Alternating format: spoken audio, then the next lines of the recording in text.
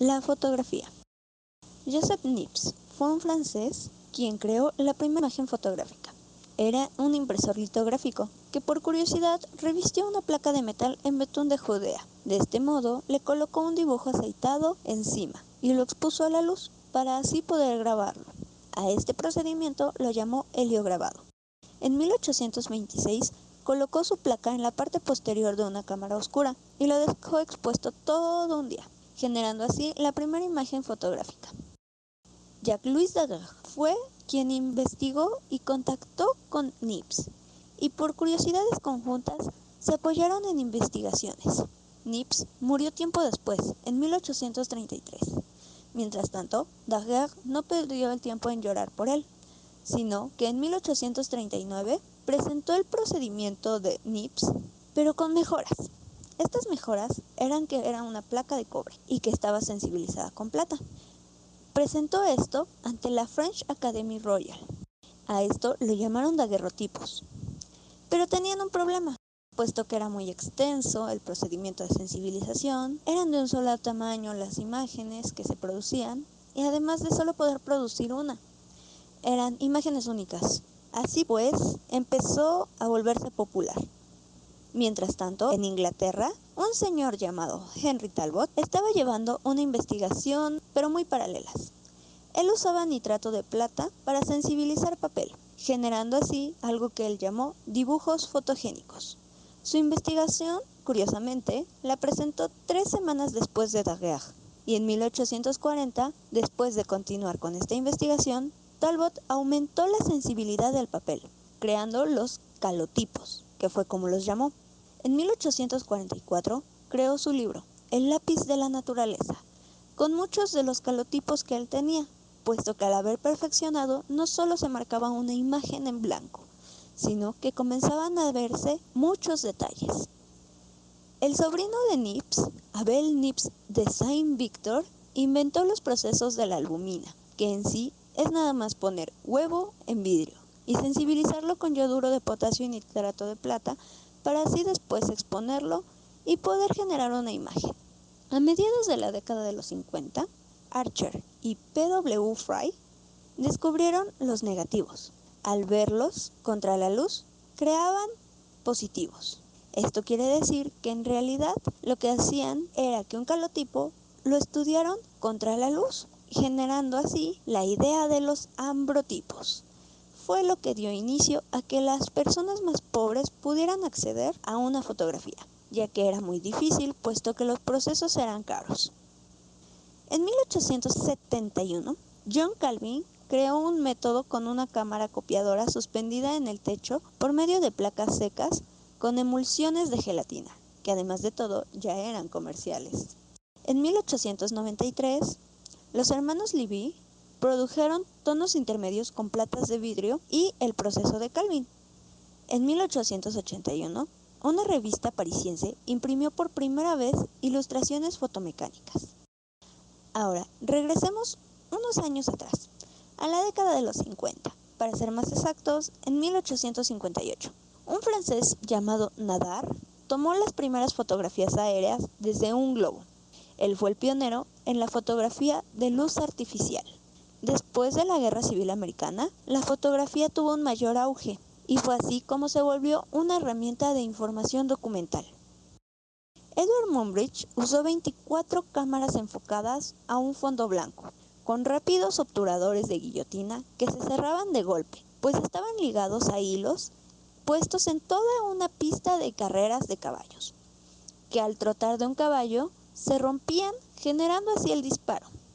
Esto dio como origen la fotografía en movimiento.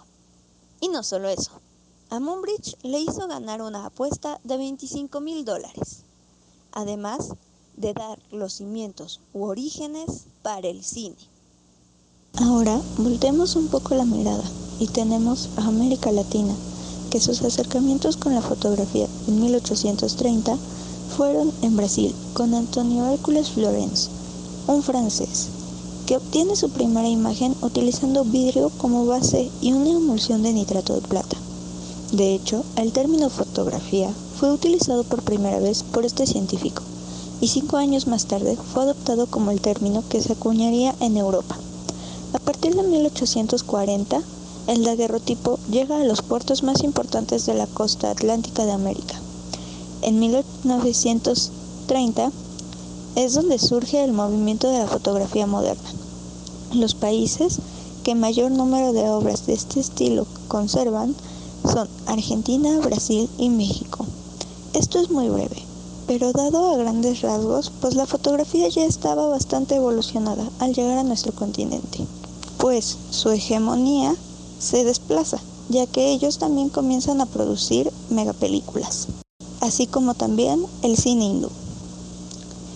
Volteando de nuevo la mirada hacia el otro lado del mundo, tenemos de nuevo a América Latina. A América Latina, el cine no llegó tanto tiempo después como con la fotografía. Llegó en 1896, un año después de la presentación de los hermanos Lumière en París. En los años 40 existe el auge de cine con el cine de las lágrimas y las producciones de muchas comedias, como las rancheras mexicanas que mostraban la vida del campo. En Brasil es la década de los 50 la que se considera como fase de oro. Para los estudios Atlántida, Veracruz, que eran los más notorios ahí, y producían melodramas principalmente, comedias, las clásicas temáticas de chachas. También se destacaban empresas latinoamericanas como los estudios Churubusco de México. El advenimiento del cine sonoro prolifera con los musicales. Bandas sonoras se vuelven algo fundamental en todas las películas de cine regional, así como en las instituciones. Por ejemplo, en Cuba aparece el Instituto Cubano del Arte e Industria Cinematográfico en 1959, que esto trae una politización. Esto se debe, obviamente, a la Revolución Cubana. En los años 60, la cinematografía latinoamericana fue muy importante, pues en ese momento la producción ficcional y documental está comprometida con la política.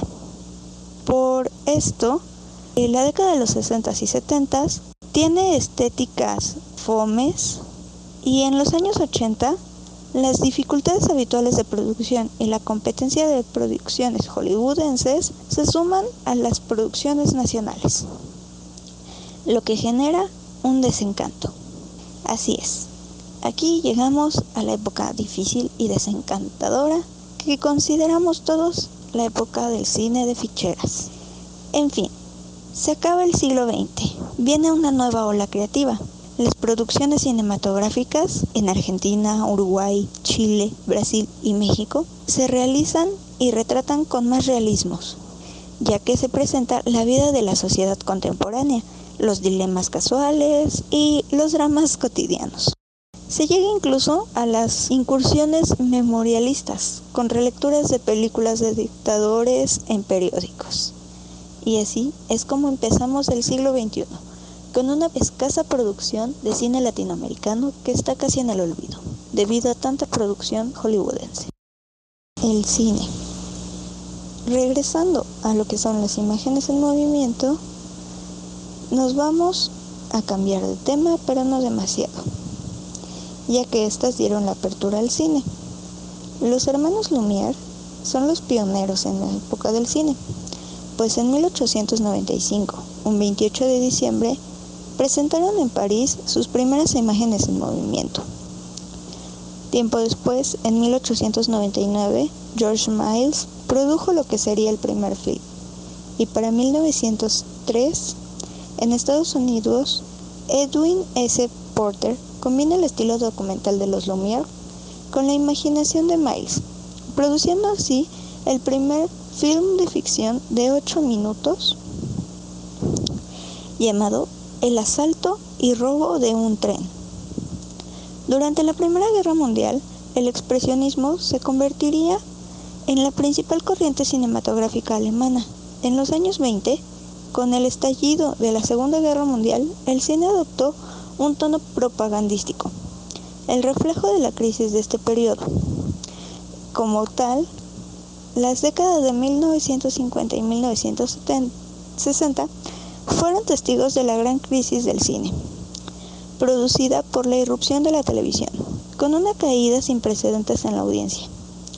Esta crisis tuvo como resultado una mejora en las técnicas cinematográficas, como el sistema de color y sonido, el auge de las superproducciones de costos astronómicos y temáticas inspiradas en la antigüedad. A esto le consiguieron las megapelículas, un intento muy desesperado por recuperar al público. En 1970, Hollywood arremete con el cine catástrofe, cosechando éxitos de taquilla. Regresamos entonces a las superproducciones, con películas taquilleras, principalmente de ciencia ficción, que surge en 1968 con Stanley Kubrick, con 2001, Odisea en el espacio, siguiendo con La Guerra de las Galaxias de George Lucas y Encuentros cercanos del tercer tipo de Steven Spielberg.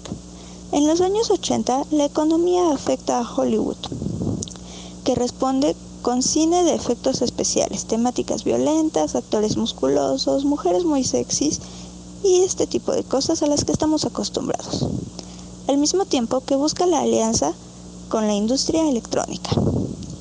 El cómic, tiempo después, en los años 90, surge como recurso de ayuda con la crisis de ideas. Es momento en el que se renueva la imagen del cine, con actores jóvenes e infantiles. Llegando el siglo XXI, los europeos comienzan a desplazar a Hollywood